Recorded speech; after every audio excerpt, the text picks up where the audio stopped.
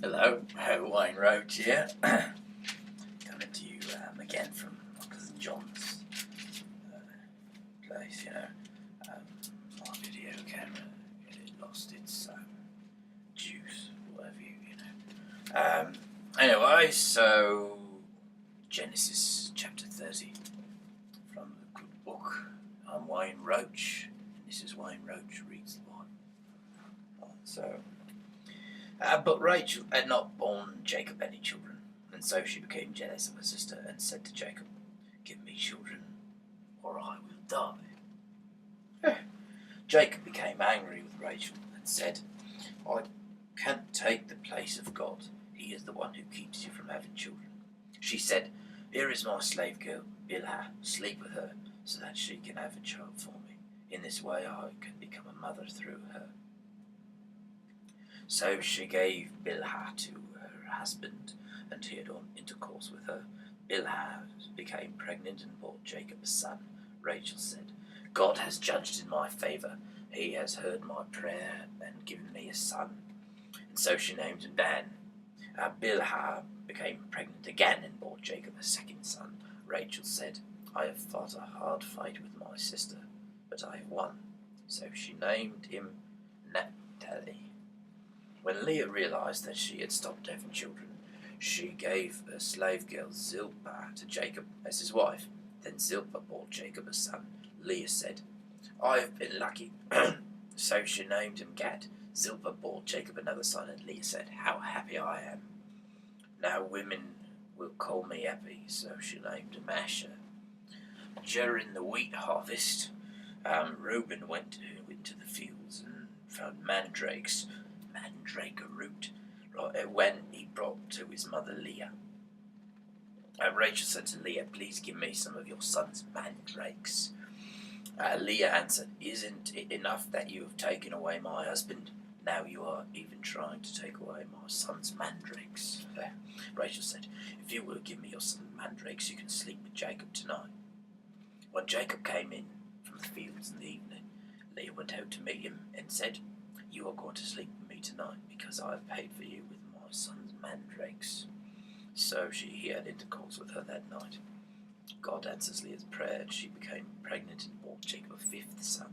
Leah said, "God has given me my reward because I gave my slave to my husband." So she named her son Issachar. Leah became pregnant again and bore Jacob a sixth son. She said, "God has given me a fine gift. Now my husband will accept me because I have borne him 6 sons." So she named him Zebulun. Later she bore a daughter, whom she named Dinah. When God remembered Rachel, he answered her prayer and made it possible for her to have children. She became pregnant and gave birth to a son. She said, "God has taken away my disgrace by giving me a son. May the Lord give me another son." So she named him Joseph. After the birth of Joseph, Jacob said to Laban, "Let me go so that I can return home. Give me my wives and children, so that I may have that I have earned by working for you, and I will leave. You know how well I have served you." Laban said to him, "Let me say this: I have learned by divination that the Lord has blessed me because of you. Name your wages, and I will pay them."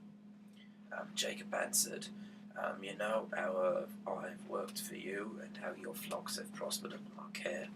The little you had before I came has grown enormously, and the Lord has blessed you wherever I went. Now it is time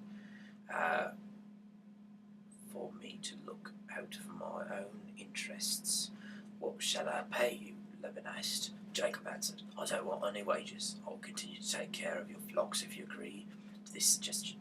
Let me go through all your flocks today and take every black lamb and every spotted or speckled young goat. And that is all the wages I want. In the future you can easily find out if I've been honest. When you come to check up on my wages,